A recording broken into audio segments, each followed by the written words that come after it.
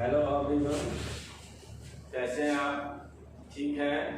तो चलते हैं, आज का जो फर्स्ट सिलेबस है उसको स्टार्ट करते हैं। फर्स्ट टॉपिक,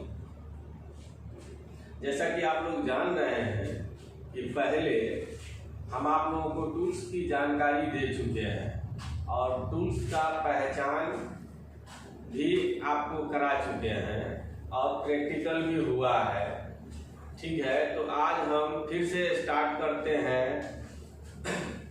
कुछ वायरिंग का फार्मूला, जो मैं अभी डायग्राम बनाने जा रहा हूँ। इस डायग्राम को ध्यान से देखेंगे और इसको याद करेंगे।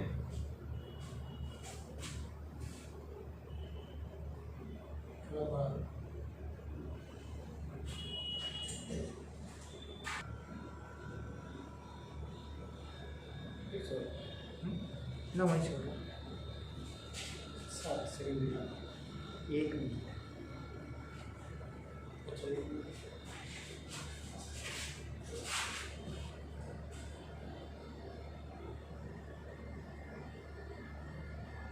आठ 12 का बोर्ड डायग्राम।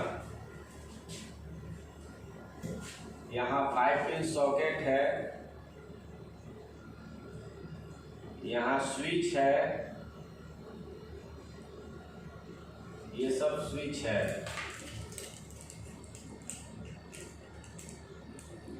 और यहाँ एक फ्यूज है,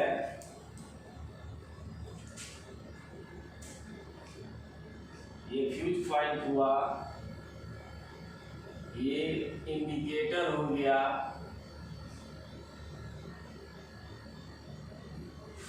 इस बोर्ड का हम वायरिंग कैसे करेंगे और इस बोर्ड में कितना mm का तार आएगा और किस प्रकार ये वायरिंग होगा, ये टोटल मैं आपको अभी दिखा रहा हूं। ये मेन लाइन हुआ, पहले फ्यूज पर आएगा, ये 1.5 mm का होगा। एक लाइन हो गया, दूसरा न्यूट्रल हो गया, ये भी तार 1.5 mm का ही होगा। यहाँ इंडिकेटर है, फ्यूज है, स्विच है, सॉकेट है। इसको कनेक्शन कैसे करेंगे?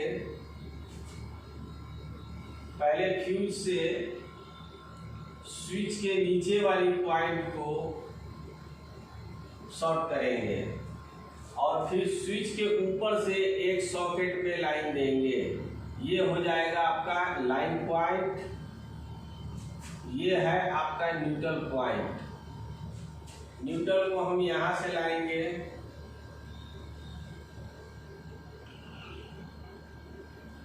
और इस वायरिंग में एक अर्थ भी दिया जाता है, फेज, न्यूट्रल और अर्थ। अर्थ कोई भी विद्युतीय सामान अगर हम इस्तेमाल करते हैं तो उस मशीन में बॉडी अर्थ होता है। उस बॉडी अर्थ को इस वायरिंग से रिलेटेड किया जाता है, जो सेटिंग में होता है। अगर ये मशीन कोई भी मशीन चल रहा है, उसके बॉडी में अगर करंट आ जाता है तो क्या होगा? बॉडी में करंट आएगा तो यहाँ से रिएक्शन होगा, तो इसका जो फ्यूज होगा, आगे सर्किट में हम बताएंगे, इसका जो फ्यूज होगा वो गिर जाएगा या उड़ जाएगा।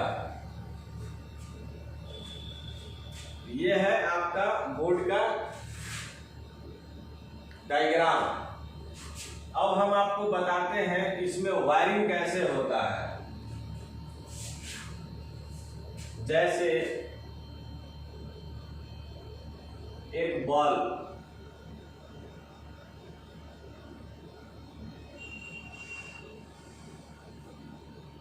एक बल्ब के 2 पॉइंट होते हैं, एक पंखा,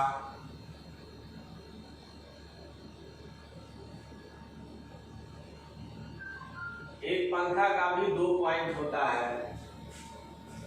अब इसको बोर्ड से कनेक्शन करना है। मेन लाइन यहां से आ रहा है,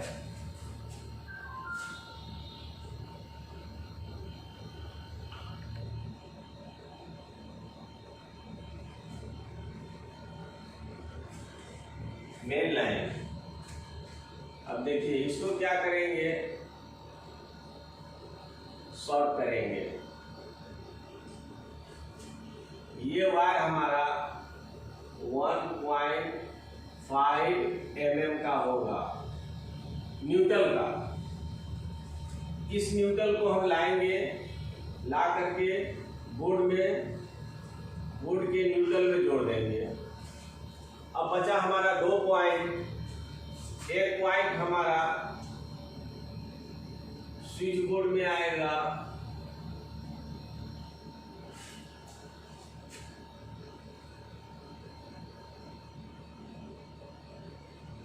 ये स्विच पर आएगा। ये एक पंखा का हो गया। और फिर एक बॉल का भी हम पॉइंट देंगे।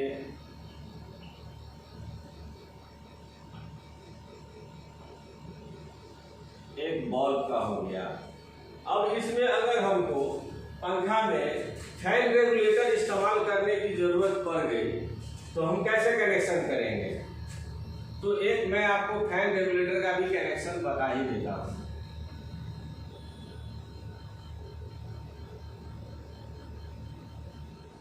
फैन रेगुलेटर में 2 पॉइंट्स होते हैं।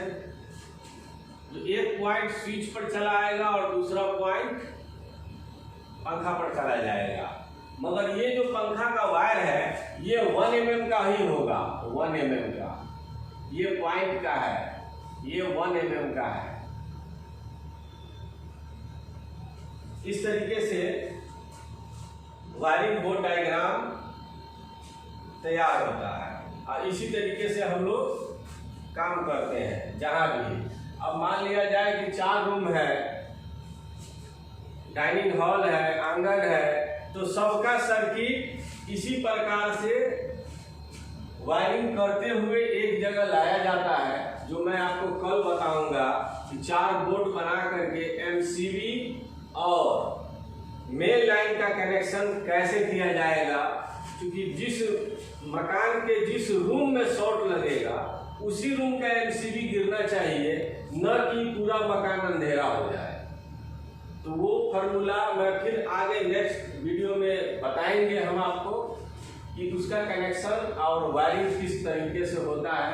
आप ध्यान रखेंगे, किसी भी वायरिंग को करते समय न्यूट्रल, फेज और अर्थ पर खास ध्यान रखेंगे। और ये भी जान लें कि कहाँ पर हमको कितना mm का तार इस्तेमाल करना है। यहाँ हमने सब में नंबरिंग दे दिया है। वायरिंग में किस किस जगह पर कितना mm का तार जाएगा वो सीरियली जो भी डायग्राम